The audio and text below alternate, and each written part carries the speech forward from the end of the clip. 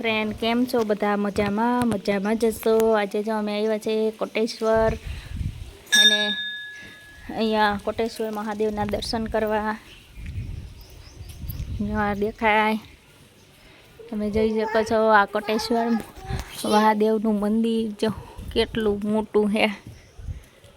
કોટેશ્વર મહાદેવનું અહીં શ્રી દેવી અને અહીંયા હિંગળાજ માતાજી અને વિંધ્યમાં નું જો મંદિર છે અહીંયા.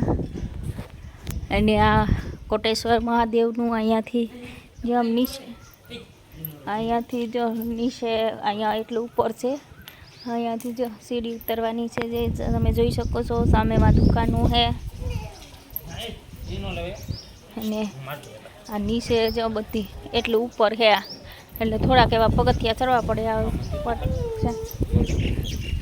અને આ જો મંદિરની ફરતી પાટ છે.